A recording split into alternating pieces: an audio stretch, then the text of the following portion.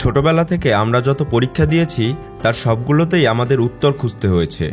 কিন্তু কি হবে যদি এমন একটা পরীক্ষা হয় যেখানে উত্তর নয় বরং ৮০ মিনিট ধরে প্রশ্নই খুঁজতে হবে? আজকের মুভিটা সেরকমই একটা কাহিনী নিয়ে। একটা বড় কোম্পানি চাকরির জন্য একজন লোককে সিলেক্ট করবে। যাকে সিলেক্ট করা হবে তাকে দেওয়া হবে মোটা অঙ্কের স্যালারি। পৃথিবীর সব জায়গা থেকে অনেকগুলো অ্যাপ্লিকেশন আসলো। বিভিন্ন পর্যায়ে বিভিন্ন সিলেকশন মেথডের মাধ্যমে প্রায় সবাইকে বাদ দিয়ে শেষ পর্যন্ত ৮ জন টিকে থাকলো। আর এই ৮ জনের মধ্য থেকেই একজনকে বাছাই করা হবে কোম্পানির জন্য। সবাই পরীক্ষা দেওয়ার জন্য পরীক্ষার হলে চলে আসলো। পরীক্ষার হলে ৮ জনের জন্য ৮টা চেয়ার, টেবিল, কাগজ, পেন্সিল রাখা ছিল। বাইরে থেকে কোনো কাগজ কলম অ্যালাউড না। একটু পরে একজন গার্ড ভেতরে ঢুকলো, আর তারপরেই ঢুকলো একজন ইনভিজিলেটর, অর্থাৎ পুরো পরীক্ষা যে নিয়ন্ত্রণ করবে। সে সবাইকে বলল এটাই পরীক্ষার শেষ ধাপ, এখান থেকে একজনকে সিলেক্ট করা হবে। একজন পাবে জব কন্ট্রাক্ট আর বাকিরা পাবে বাসায় যাওয়ার বাস ভাড়া। ইনভিজিলেটর পরীক্ষার নিয়মকানুন সম্পর্কে ৩টা শর্ত বলল। শর্ত নাম্বার ১, কেউ যদি ইনভিজিলেটর বা গার্ডের সাথে যোগাযোগ করতে চায় তাহলে তাকে বাদ দেওয়া হবে।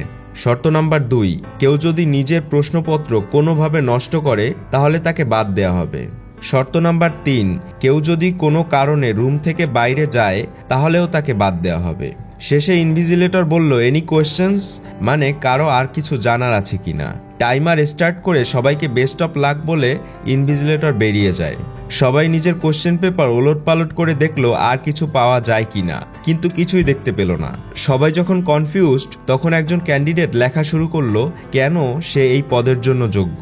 শুরু করতেই গার্ড এসে তাকে রুম থেকে বের করে দিল, কারণ শর্তে বলা ছিল এই পরীক্ষার প্রশ্ন কোনোভাবেই নষ্ট করা যাবে না। এরপরে সবাই আরো সতর্ক হয়ে গেল। এর মধ্যে ৫ নম্বর ক্যান্ডিডেট পরীক্ষার একটা লুপহোল আবিষ্কার করলো। ইনভিজিলেটর তার সাথে বা গার্ডের সাথে কথা বলতে নিষেধ করেছে, এর মানে তারা নিজেদের মধ্যে কথা বলতে পারবে। সবাই দেখলো কথা বলার পরেও ক্যান্ডিডেট নাম্বার ৫কে কেউ বের করে দিচ্ছে না। এরপরে সবাই নিজেদের মধ্যে কথা বলা শুরু করলো।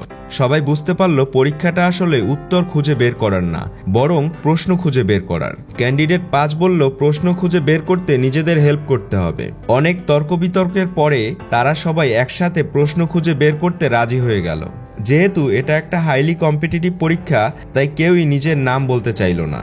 শেষে ক্যান্ডিডেট ৫ চেহারার বৈশিষ্ট্য অনুযায়ী, গায়ের রং অনুযায়ী নিজেদের নাম ঠিক করে দিল। নিজের নাম দিল হোয়াইট, এর নাম দিল ব্ল্যাক, এর নাম দিল ব্রাউন, এর নাম দিল ব্লন্ড, এর নাম দিল ব্রুনেট, এর নাম দিল ডার্ক।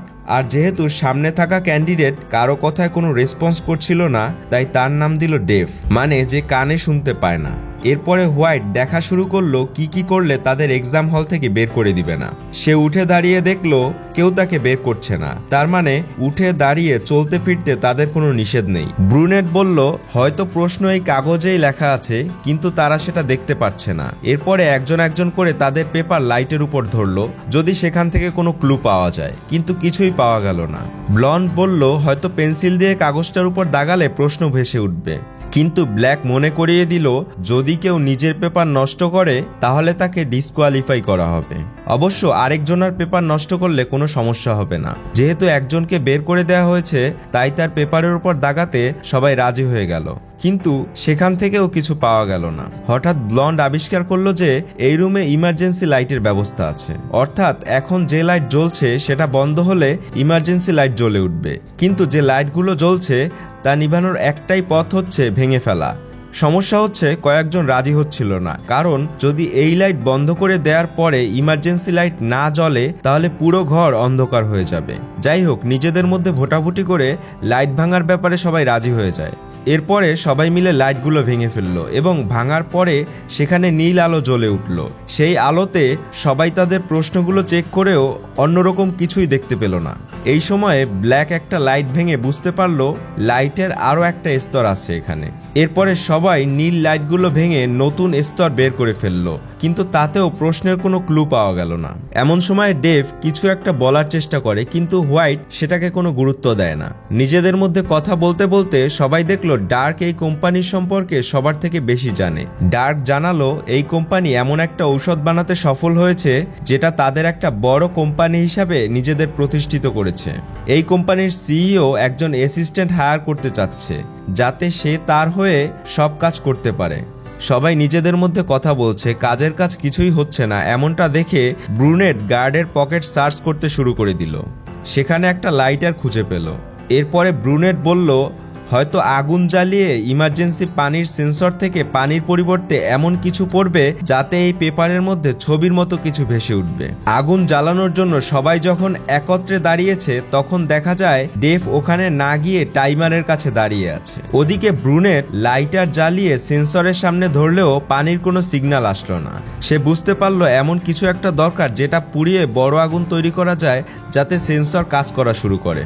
হোয়াইট একটা কাগজ ভাঁজ করে ব্রুনেটের কাছে এগিয়ে দিল এবং ব্রুনেট সেটাতে আগুন জ্বালিয়ে দিল এবং সাথে সাথে উপর থেকে পানি পড়তে শুরু করলো। কিন্তু সেই পানির মধ্যে পেপার ভিজিয়ে কিছু দেখতে পাওয়া গেল না। হঠাৎ করে ব্রুনেট দেখলো তার পেপার তার টেবিলে নেই। এই সময় সবাই লক্ষ্য করলো যে ব্রুনেট তার পেপার নিজেই পুড়িয়ে ফেলেছে।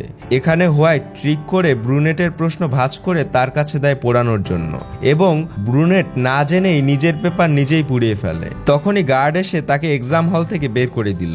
হোয়াইট চাচ্ছে কম্পিটিটর কমিয়ে দিতে। এই সময়ে ব্রাউন আবিষ্কার করে যে এই রুমের লাইট ভয়েস কমান্ডে জ্বালানো এবং বন্ধ করা যায়। সবাই যখন নিজেদের মধ্যে তর্ক বিতর্ক করছে তখন ডেভ কান্নাকাটি শুরু করে দিল। হোয়াইট তার কাছে গিয়ে ট্রিক করে তার প্রশ্ন তাকে দিয়েই ছিঁড়িয়ে ফেলল এবং গার্ড এসে তাকে বের করে দিলে ডেভের চশমা সেখানেই পড়ে যায়। এভাবে হোয়াইট কম্পিটিশন কমিয়ে এখন 5 জনে নিয়ে আসলো। কিন্তু এই ঘটনা কেউই স্বাভাবিকভাবে নেয়নি, কারণ এখানে সবাই নিজেদের হেল্প করার জন্য কথা দিয়েছিল। কিন্তু হোয়াইট সেটা না করে সবার সাথে প্রতারণা করছে। হোয়াইট জানালো তার আর কারোর হেল্প প্রয়োজন নেই, কারণ সে প্রশ্ন বের করে ফেলেছে। সবাই তার কাছে প্রশ্নটা জানতে চাইলে সে বলল সে কাউকে বলবে না। এতে সবাই তার উপর রেগে যায় এবং ব্ল্যাক তাকে একটা ঘুষি মারলে সে ফ্লোরে পড়ে যায় এবং হঠাৎ করেই অসুস্থ হয়ে পড়ে। কিন্তু প্রশ্ন জানার জন্য তাকে প্রয়োজন, তাই তাকে চেয়ারের সাথে বসিয়ে টাই দিয়ে বেঁধে ফেলা হয়। হোয়াইটের মোজা তার মুখে ঢুকিয়ে মুখ বন্ধ করে ফেলা হয়। একটু পরে হোয়াইটের জ্ঞান ফিরলে সে বলল প্রত্যেক ঘন্টায় তার একটা ট্যাবলেট খেতে হয়, যেটা না খেলে সে অসুস্থ হয়ে মারা যেতে পারে। কিন্তু ব্ল্যাক বলে যদি সে প্রশ্নটা বলে তাহলেই তাকে সেই ঔষধটা দেওয়া হবে। হোয়াইট বলে যদি তাকে ঔষধ দেওয়া হয় তবেই সে প্রশ্ন বলে দিবে। কিন্তু হোয়াইটের পকেটে কোনো ঔষধ পাওয়া যায় না। সবাই বুঝতে পারে কিছু একটা অস্বাভাবিক ঘটছে। এই সময় ব্রাউন বলে এই কোম্পানি সম্পর্কে আমরা তেমন কিছু না জানলেও ডার্ক অনেক কিছু জানে।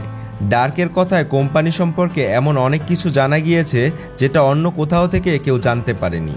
তাই ব্রাউন ডার্ককে সন্দেহ করে কোম্পানির একজন হিসেবে। ব্রাউনের ধারণা এই রুমে ডার্ককে পাঠানো হয়েছে তাদের উপর নজর রাখতে, কিন্তু ডার্ক সেগুলো অস্বীকার করে। এমন সময় ব্রাউন ডার্ককে তার বেল্ট দিয়ে বেঁধে ফেলে চেয়ারের সাথে এবং প্রশ্নটা জানতে তার উপর টর্চার শুরু করে।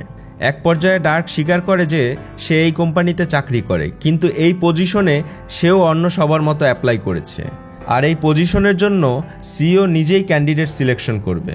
এর মধ্যে সবাই দেখলো হোয়াইটের অবস্থা আরও খারাপের দিকে যাচ্ছে। কিছুক্ষণের মধ্যে মৃত্যুও হতে পারে, তাই যত তাড়াতাড়ি সম্ভব তার ঔষধটা খুঁজে বের করতে হবে। যেহেতু সেটা হোয়াইটকে সার্চ করে পাওয়া যায়নি, তাই সেটা নিশ্চয়ই অন্য কেউ চুরি করেছে। এরপর সবাই একজন আরেকজনকে সার্চ করা শুরু করলো, কিন্তু তাও ঔষধ পাওয়া গেল না। ডার্ক বুঝতে পারলো এটা ব্রাউন নিয়েছে। সে ব্রাউনের টেবিলের নিচে একটা চুইংগামের সাথে ঔষধটা আটকে থাকা অবস্থায় পেল। ব্ল্যাক ঔষধটা হোয়াইটকে খাওয়াতে নিলে ব্রাউন বাধা দেয় এবং ধস্তাধস্তির এক পর্যায়ে সেটা নিচে পড়ে যায়, কিন্তু সেখান থেকে কিছুতেই ওঠানো সম্ভব হচ্ছিল না ঔষধটা। এর মধ্যে হোয়াইটের অবস্থা আরও খারাপ হলে ডার্ক খুবই আপসেট হয়ে যায় এবং ক্যামেরার সামনে এসে সাহায্যের জন্য বলে। এই সময়ে গার্ড এসে তাকে বের করে দেয়, কারণ যত ইমার্জেন্সি সিচুয়েশনই হোক না কেন কেউই ইনভিজিলেটরের সাথে যোগাযোগ করতে পারবে না। এর মধ্যে ব্লন্ড তার হেয়ার ক্লিপ দিয়ে ট্যাবলেটটা উঠিয়ে ফেলে এবং হোয়াইটের মুখে দিয়ে দেয়। ঔষধ পেয়ে হোয়াইট আস্তে আস্তে সুস্থ হয়ে ওঠে এবং ব্লন্ড তার হাতের বাঁধন খুলে দেয়। পরীক্ষার মাত্র 10 মিনিটের মতো সময় বাকি এখন। এবার সবাই হোয়াইটের কাছে প্রশ্নটা জানতে চায় এবং হোয়াইট বলে এই পরীক্ষার কোনো প্রশ্নই নেই, বরং এই পরীক্ষাটাই একটা প্রশ্ন এবং আমাদের মধ্যে যে এই রুমে থেকে যাবে সেই হচ্ছে উত্তর, অর্থাৎ একজনকে বাদে সবাইকে এই হল থেকে বের করে দিতে হবে। এসব বলতে বলতে হোয়াইটের নজর যায় গার্ডের কাছে থাকা গানের দিকে আর সাথে সাথে সেটার দিকে দৌড়াতে শুরু করে। ব্ল্যাক তাকে ধরে ফেলে এবং তাকে সরিয়ে গানটা নিজের হাতে নিয়ে তার দিকে তাক করে, কিন্তু হোয়াইট বুঝতে পারে ব্ল্যাক তাকে শুধু ভয় দেখানোর জন্য তার দিকে গান ধরেছে, তাই সে ব্ল্যাকের দিকে এগিয়ে যায়। পরে ব্ল্যাক যখন সত্যি সত্যি তার দিকে গুলি মেরে দেয়, তখন দেখা যায় গান থেকে গুলি বের হচ্ছে না। গানের গুলি বের করার জন্য গার্ডের ফিঙ্গারপ্রিন্ট দরকার। এমন সময় হোয়াইট ব্ল্যাককে ফ্লোরে ফেলে দিয়ে ধরাশায়ী করে ফেলে এবং ব্রাউন আসলে তাকেও মেরে ফ্লোরে শুয়ে রাখে। এরপরে ব্রাউন উঠে দাঁড়ালে হোয়াইট তার দিকে গান ধরে তাকে বেরিয়ে যেতে বলে এবং ব্রাউন এত ঝামেলা দেখে বের হয়ে যায়। এবার রুমে থাকে হোয়াইট, ব্ল্যাক আর ব্লন্ড। ব্ল্যাক উঠে দাঁড়ালে হোয়াইট তার দিকে গান ধরে তাকে বেরিয়ে যেতে বলে। এমন সময় ব্লন্ড বলে সে আগে বেরিয়ে চলে যাবে এবং যাবার সময় ব্ল্যাককে কিছু একটা ইঙ্গিত করে যায়। ব্লন্ড যখন রুমের বাইরে চলে যায় তখন লাইটস আউট বলে বেরিয়ে যায়। সাথে সাথে রুমের সব আলো নিভে যায় আর ব্ল্যাক হোয়াইটের দিকে আসতে থাকে। কিন্তু হোয়াইট গুলি করতে থাকলে একটা গুলি ব্ল্যাকের বুকে গিয়ে লাগে এবং ব্ল্যাক আস্তে আস্তে অচেতন হয়ে পড়ে। এদিকে দেখা যায় ব্লন্ড বেরিয়ে গেলেও তার একটা পা এখনো রুমের মধ্যে রেখে দিয়েছে, অর্থাৎ পরীক্ষার রুল অনুযায়ী সে এখনো ডিসকোয়ালিফাইড হয়ে যায়নি। এর মধ্যে সময়ও শেষ হয়ে যায়। হোয়াইট এবার ক্যামেরার সামনে গিয়ে কথা বলতে শুরু করে, কিন্তু পেছন থেকে গার্ড এসে তাকে নিজের ঘড়ি দেখায়। সেখানে দেখা যায় পরীক্ষার আরো কিছু সময় এখনো আছে। হোয়াইট নিজের সাথে থাকা ঘড়িতেও দেখলো আরো কিছু সময় বাকি আছে। হোয়াইট বুঝতে পারলো ডেভ যখন ঘড়ির সামনে দাঁড়িয়েছিল তখন সে ঘড়ির সময় কিছুটা বাড়িয়ে দিয়েছে, তাই সেখানে 80 মিনিট শেষ হবার আগেই সময় শেষ হয়ে গিয়েছে। এরপরে সে গার্ডের সাথে বেরিয়ে যায়। ব্লন্ড এমন সময় ডেভের ফেলে যাওয়া চশমাটা দেখতে পায় এবং বুঝতে পারে ডেভ চশমাটা দিয়ে হয়তোবা কোনো ক্লু পেয়েছিল, কারণ তার আচরণ স্বাভাবিক ছিল না। সে ডেভের চশমাটা আর একটা কাচের টুকরা নিয়ে প্রশ্নের উপর দেখা শুরু করলো। দুইটা গ্লাস একটা ম্যাগনিফাইং গ্লাসের মতো কাজ করছিল। এরপরে প্রশ্নে লেখা দেখলো কোশ্চেন 1, আর কিচ্ছু না। অনেক খুঁজেও আর কিছু দেখতে পেল না।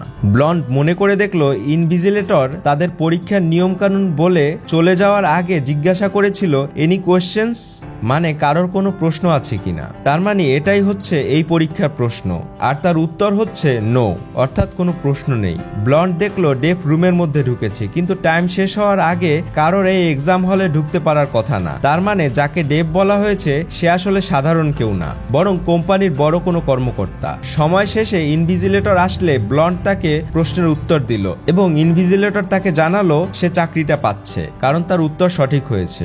ইনভিজিলেটর তাকে ডেভকে দেখিয়ে বলল ইনি কোম্পানির সিইও, কিন্তু ব্লন্ড বলল সে চাকরিটা নেবে না, কারণ যে চাকরির জন্য একটা মানুষকে মেরে ফেলা হয়েছে সে চাকরি সে করবে না। কিন্তু ইনভিজিলেটর বলে ব্ল্যাক মারা যায়নি, বরং এই গুলির ভেতরে এমন একটা ঔষধ আছে যেটা তাকে আরো স্ট্রং করে তুলবে, এবং দেখা যায় ব্ল্যাক আস্তে আস্তে সুস্থ হয়ে ওঠে। সব দেখে ব্লন্ড চাকরিটা নিতে সম্মত হয়, আর এখানেই মুভিটা শেষ হয়।